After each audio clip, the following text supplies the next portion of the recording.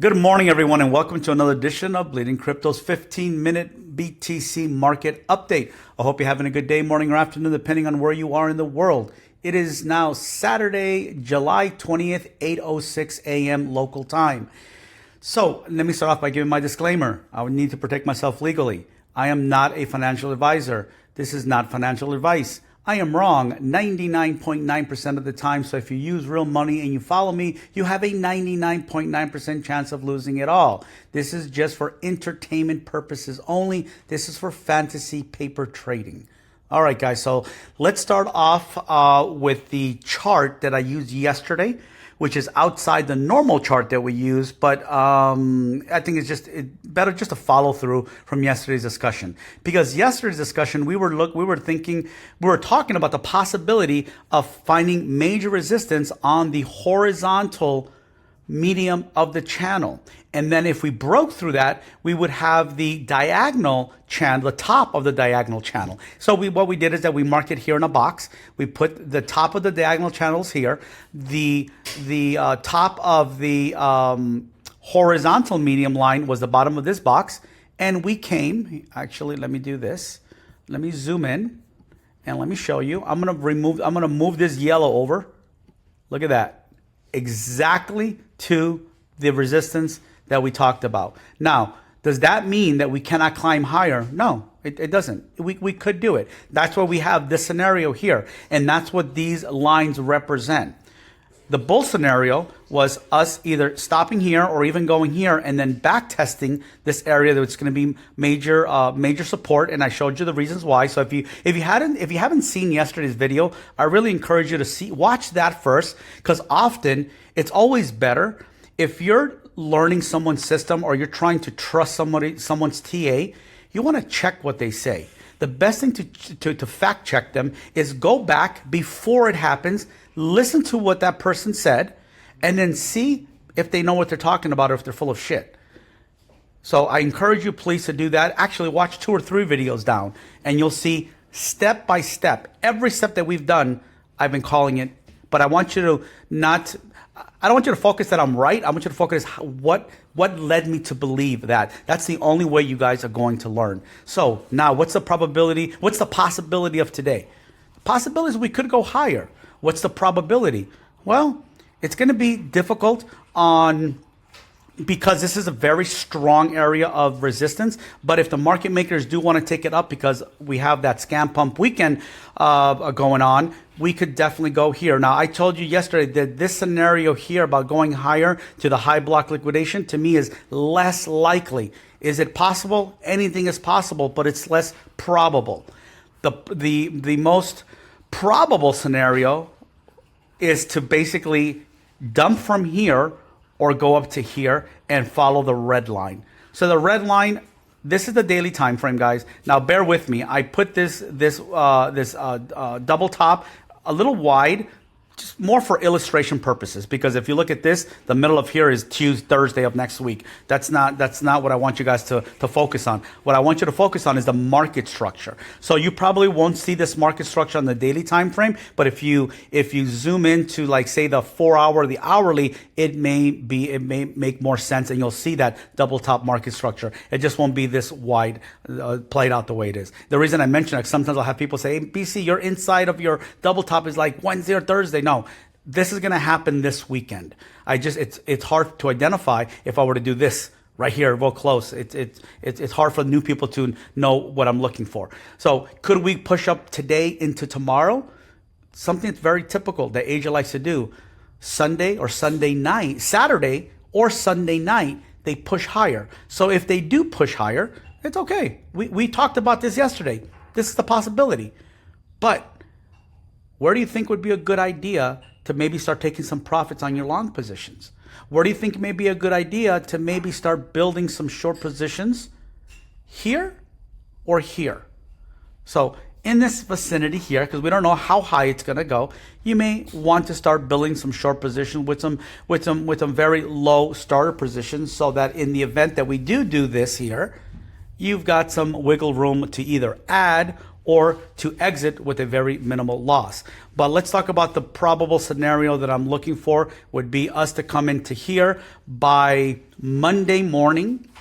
And if Monday morning we have formed the right side of this double top, I'm going to lean more towards the bears coming down and finishing up the objectives that were not cleaned up on this move to the upside. And we talked about those yesterday as well. We also added some high block data. We have the very high cluster of liquidation at 62,150. We have the 21 EMA. It's not here, but the 21 EMA on the weekly time frame. We have the 21 EMA on the daily time frame. We have Castillo Trading's NPOC level. We have medium heat cluster here, not the high, but medium heat that coincides with the 0.786. So there's a lot of reasons to come down here into this area for a move on Monday or Tuesday. Or New York can say, no, I want to go up. And if that's the case, then I would expect some sort of back test in this area, because if this is going to be flipped, if this resistance is going to be flipped, then I'm going to look for a back test, to move up, a back test, and then a push higher. So like I've told you many times before, I'm not smart enough to know what's going to happen, but I'm smart enough to know what to look for either the bear scenario or the continuation bull scenario. Today's going to be short, guys. There's not much really to cover. I want to just cover the macro view. There's no point of looking at the intraday view, as most of you guys right now on the weekends are kind of not really, just away from the chart. You're not really paying attention to it as a day trader. Normally, I do go for the lower time frame. That's what I focus on the most, is on those lower time frames. As a matter of fact, I have a couple of minutes. Let's do this. Let's go to the hourly time frame and let's just see what we've done. Let's see what we've done. On the lower time frames, we did do something bullish that I do like, is we came down here and we swept these lows. You see these wicks here? Look, we swept these lows. I like seeing that. When I see a sweep of the lows and then I see a confirmation back test, that leads me to believe that in the short term, well, we may see a push up, but that may be very short-lived. Because once again, this is going to be that major resistance where we stopped yesterday. And then we confirmed it here, and then we dropped. We swept the lows. But often what happens is, you see these wicks here, guys? Look, you see these wicks? This one, and this one? We'll go up and do exactly what they did here. We'll go up here, we'll sweep those wicks, and then we'll roll over. And when we roll over, it's going to be a fast move to the downside. That's another possibility. And why these? Because often people put their stops on these areas here, on these local little swing highs that they can use as a metric to get out of their positions. So market maker knows that.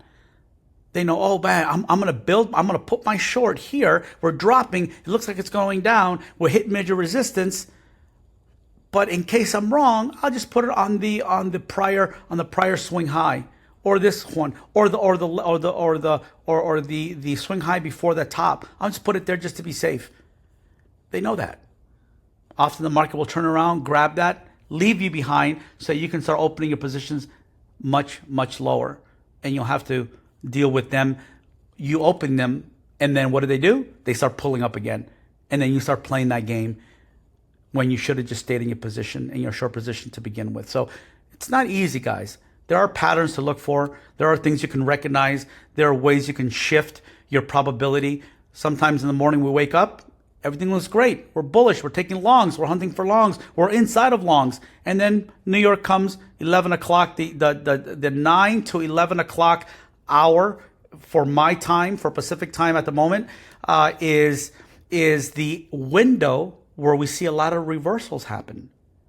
And we have to recognize that. We have to be ready for that. We have to pivot. We have to protect. We have to get out of positions, move up stop losses. There's a lot of things that entail intraday trading. Everybody wants to be a day trader. They don't understand all the different mechanics that you have to look for and you have to recognize in a split second. You don't have the luxury of time when you are not familiar with with the way these price actions work, especially when you're in the 5 to 1 minute time frame. But if you're nervous about it and you want to try it and you want to learn it, that's why I have a Discord. I charge $125 a month, month to month, $300 quarterly, which come out to $100 a month. Or you don't want to learn. You just want me to tell you where to buy it and where to sell it. Join my Telegram group. It's $25 a month. That's it. Try it for 1 month. See if it's worth it. If it isn't, cancel. Simple as that. All right, guys. Everyone have a really good day, really good weekend.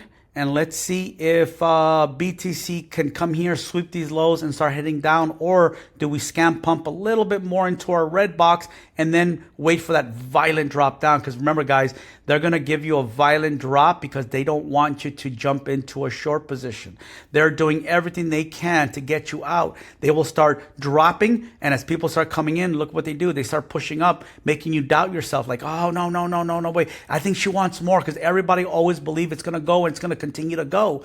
That's why these moves are designed up in these areas here. If you look at the previous, let me show you this, guys, real quick here. Look at the previous drop. Just study how we did it. We were going up, okay? Look, we're starting to find weakness here. You see that? The weakness was there. Then they push it up because people, I'm sure enough, started to short, come back up, trap them again, and then look, oh no, here we go. And then we drop. Here's a great example of a violent drop. We push up here, we consolidate. This starts looking like what? Looks like a bull flag, right? Look at the way we dropped. We attempt to break out of the bull flag, break out, and a violent move to the downside. This doesn't give you a chance to get in, because many people are looking at the bull flag saying, oh, no, we'll come back up. It's going to go back up. And by the time you realize it's not, you enter here and they start pulling up here, get you out of that position. So you have to do the best you can to recognize those signs as early as possible to know which side of the position you want to be in. Do you want to be in a long, or do you want to be in a short? You really want to be in a long position in here, not knowing what those signs are? I wouldn't. If I'm new and I don't know what to do and I can't recognize those signs in a split second, do I really want to be long here? Probably not. That's on you. That is on you. All right, guys, everyone have a good day.